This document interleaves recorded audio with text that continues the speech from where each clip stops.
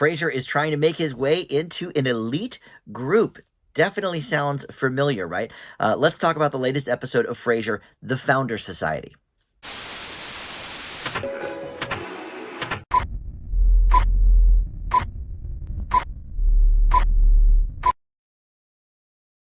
Hey guys, Dan here. This is Dan Reviews It. Welcome to my Frasier review for episode 5 now for the reboot. That means we are halfway through the season. There's going to be 10 episodes overall, and this one, smack dab in the middle, episode 5. And boy, it's a pretty good one.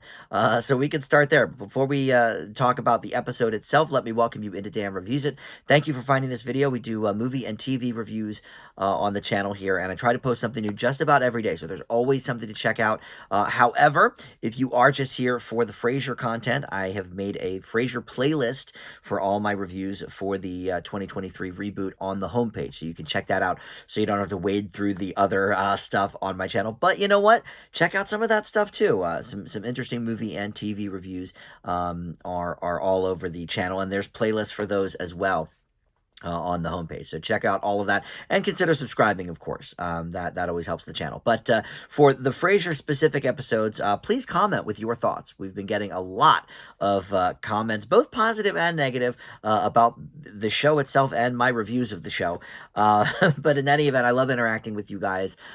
So please do let me know, is the show getting better for you? Did it start out great? Some mixed reviews really since those first couple episodes on that. But this one is called The Founders Society, and this is about an elite group at Harvard that Frasier is hoping to get into, and we'll talk a little bit more about that in a second. This episode was written by Farhan Arshad, who I'm unfamiliar with. Don't really know him. I don't think he has any connection to any other Frasier episodes, either in the new version or the classic. But this was directed by Phil Lewis, who I was unfamiliar with by name. But when I pulled up his picture, I knew him immediately. He played Mr. Mosby on the Sweet Life series, both the Sweet Life of Zack and Cody and Sweet Life on Deck.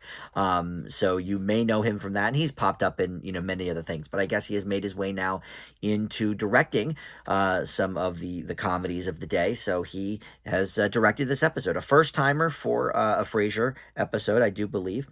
But all right, so in this episode we start out with Frasier in his office. Alan comes in. Oh, and I should say, before even that, with these Frasier episodes, we do get into spoiler territory. I will kind of go over the whole episode and my thoughts on it. So if you haven't seen the episode yet, maybe, check that out and then come back to this video. So in the opening scene, Alan comes in. He is played by Nicholas Lyndhurst. And he is coming from a birthday party, and Frasier is sort of lamenting, oh, not invited again. What do I have to do to be a part of this, faculty group here? And then the other sort of cohort of theirs from Harvard enters as well. And she and Alan have both been selected to try out basically for this Founder Society, and this is Olivia Finch, who is played by Tox Alagondoy. I told you I would try for that name. I think I've pronounced it differently every time, but I think I got it right this time. Tox Alagondoy. So she has more to do, I think, in this episode than we've seen so far. That first episode maybe, but that was... The first two kind of were more about Freddie and Frasier's connection. And the third episode, a little bit more. Last episode, she really was barely in it. It was just a little bit at the trivia thing. But here, she and Alan and Frasier, as kind of a three-hander, are really the focal points of this episode. There is a B story that we'll talk about with Freddie and David and Eve, but let's start it off with the Founder Society sort of storyline. So we realize now, well, Frasier first is upset that he did not get the invitation, but the scene ends with them slipping the invitation under his doors, so he's just giddy with excitement. So they just dress to the nines for this, little party, this gala that Harvard is throwing to basically kind of, feel the members out or the candidates out, I should say, and see, who they want to accept into the society. And we learn that there are only 2 slots available. And of course, there's three of them. So, we kind of go against their little promise of, oh, let's all join together or whatever. And Alan and Frasier try to sort of push Olivia aside, but it does not necessarily work that way, because they talk in Latin and stuff. But she picks up on it. She pretends not to, but of course she does, because she's just as smart as them, right? So it ends with Frasier and Alan inside a wine cellar, and Frasier thinks that they're locked in, but that does not really appear to be the case. But anyway, they have a little heart to heart. And these Frasier episodes have all been sort of, a little bit emotional towards the end, right? Earlier in the episode, Freddie was kind of, everybody was kind of joking that Frasier and Alan only really have 5 stories, and they just keep telling them over and over and over again. And so the two of them kind of have a back and forth. Frasier basically blaming Alan for things that have happened in the past. Oh, you caused this to happen, and it made me look bad, and whatever. And so that moment for them in the wine cellar gives us, the audience, the chance to kind of see them making up a little bit. And then at the end of the episode, we learn that Frasier has been accepted into the society, and of course he wants to do it, but he's caught between telling Alan just a moment before, oh, I don't care about this, I just care about our friendship, and obviously he really does want this thing, so he ends up doing it. But look, this whole plot line really brought me back to the original Frasier series in the 90s, and there were many times when him and Niles were vying for something prestigious. The wine club actually is the thing that comes to mind the most. So it's interesting that there's I don't know if it's a wine cellar or alcohol cellar, whatever, because they talk about scotch in it, so maybe it's not just wine. But in any event, in the old days of Frasier, it was a wine club. But there were many episodes where Frasier and Niles were vying for something.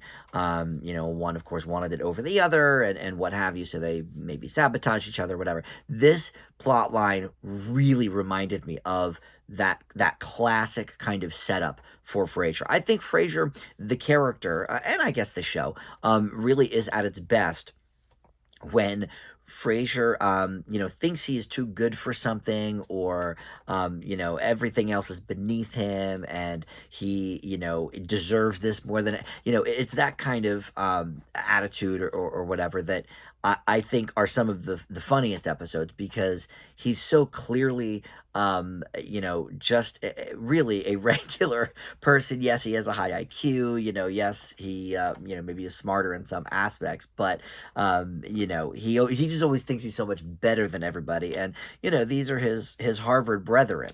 And look, an obvious portion of the fact that he is not maybe welcomed by the faculty is because he had this, Dr. Phil type talk show in the lore of the program for, it was on for 14, 15 years or whatever they said. And they didn't address that in this episode, but it's pretty obvious to me that that's kind of why the Harvard elites are kind of shunning him and not really welcoming him with open arms, which I think totally makes sense. Like if Dr. Phil or Dr. Oz or something, were going to teach a course at some, Ivy League university, I bet that they probably would not be welcomed the most warmly. So I like that aspect of it. And of course, Frasier is always angry if, he's left out of something, or somebody doesn't like him. We remember the classic early episode too, maybe season 2, where he did this focus group, and 9 out of the 10 people in the room loved him. Oh, I love Dr. Crane's show so much on the radio, whatever. And the one guy really couldn't stand him, and so it's such a classic episode. So he ends up tracking him down and all of this, going kind of nutso, right? And so I love that whole quality to his character. So this episode really reminded me of that classic element of the character. So I love that. And some funny moments too, throughout the episode. Alan had like this big, like armor thing on his arm, and at one point, he cracks a walnut on the table, and he's like, "Oh, this club's, or this society's not even that good. There's a huge hole in this table." Like that was really funny. Great line read from Kelsey Grammer when they are drinking the scotch, and he's just like, "Why am I chewing?" Like, they start talking about how terrible that the scotch is. So that was good. And look, I think this episode, for me anyway, has sort of cemented for the first time that these three people, him and his two colleagues from Harvard, can really, look, nobody is going to replace, I think, the cast from the 90s version. I think we all kind of understand that, right? And you guys, a lot of you in the comments are having those same thoughts. Like, look, you're never gonna replace those people. You're never going to repeat, what they did. So let's just enjoy this show, in its new iteration. And it took a little bit of ramping up for me. At first blush, I did not love. Well, you can watch my reviews of it.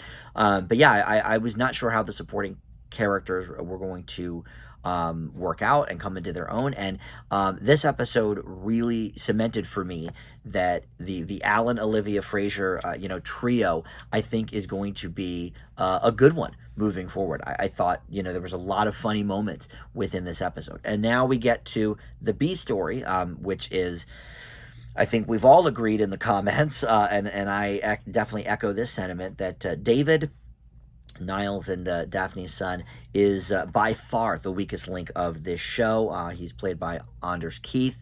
And then you have Jack Cutmore Scott as Freddie and Jess Salguero as Eve. And, last episode, I sort of softened on my David stance a little bit. I don't know, the first episode, it was just, he was in the very first scene, and he was just such a doofus, and it put me off of that character right away. In the third episode, I forget what his storyline even was, but the last episode, when they went to the firehouse, they were really kind of playing into his naivete and his just being clueless and oblivious. And this episode, they took it one step further by making him so uncomfortable with women, having no idea what he's doing, how to even talk to them. And at the end of the episode, he ends up picking up a gal and doesn't even understand that he's just done that.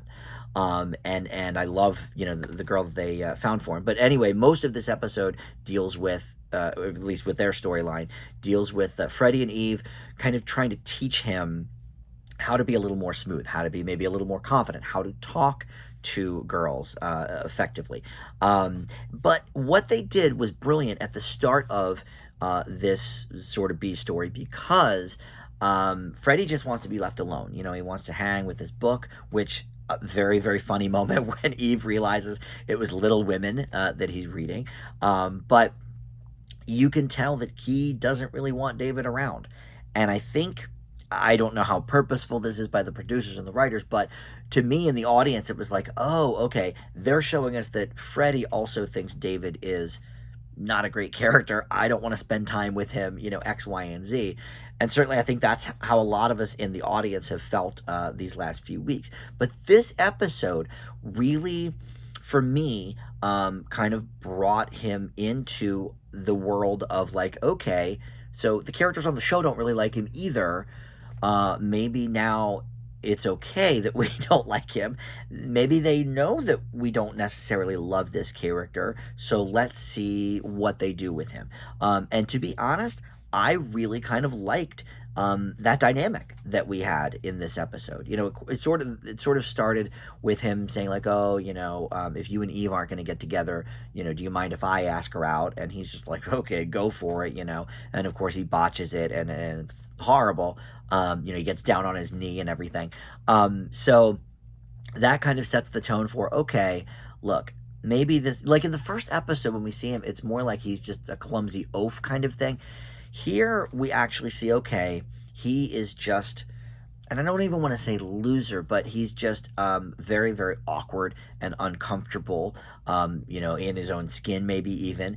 And that is relatable. And certainly we can see shades of Niles in that. And there was a funny moment where he said, oh, I can't understand why I don't grasp this. My dad was such a ladies' man, referring to Niles. And obviously, of course, us in the audience were like, okay, that's there's the punchline. But that he's even so clueless, thinking his own father is, this big Lothario. So I really liked that as well. And I think that dynamic between him and Freddie and Eve was good. In the previous episodes, we've seen mostly Eve in scenes with either Frasier or everybody. Last week she was running the bar trivia, so like everybody was kind of there. But we've rarely seen just her and Freddie. A little bit in that first episode, but I like the dynamic of the three of them. And then the three elders. Not that they can't mix. I want them to mix. And the Firehouse episode last week was, a good blending of that. But I remember where David was in the third episode. He was in the classroom where his uncle was teaching, and he was being like this brown noser. I did not like that either.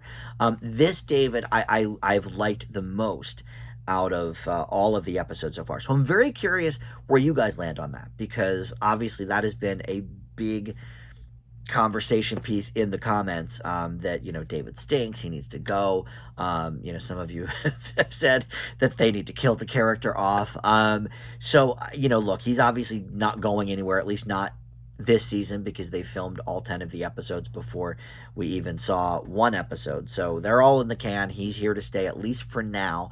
But this episode, I think, really, really cemented that, okay, you can actually have him be a decent character if you do something with him that's not just, oh, okay, I'm clumsy, or I'm a brown noser, in my uncle's class. This really, humanized him, maybe, in a way that we had not seen before. So I definitely enjoyed that aspect of it as well. So for me, I actually think this is the best episode of the new Frasier that we have gotten yet. I think they've definitely been improving on what we've seen, and it would be interesting, now that I've seen all 5 episodes, to maybe go back to that first one and just kind of see if any of my thoughts from that first one have changed, because I was definitely more kind of in the middle, like C+, B- kind of thing, for that first episode. But look, it's hard to take a character that we know and love like Frasier, we followed him for so many years, and put him in this completely new environment with a whole new cast. Well, old environment really with Boston, but a new environment within Boston. We haven't seen Harvard before. So I would be curious to see if my feelings or thoughts have changed at all. But for me, this is the best one we've gotten so far, really hearkening back to that chemistry from the original show. So I leave the latest episode of Frasier, episode 5, with an A-. I think they are really on the right track here. What was this one called? Let me get that name again. The Founders Society. So you can check that out on Paramount Plus. The next episode will air on Thursday of this coming week. So Thursday or Friday, I will have another review for you, and we'll just keep knocking them out through all 10 episodes of the season. Thank you so much for watching, and we'll see you next time on Dan Reviews It. Bye.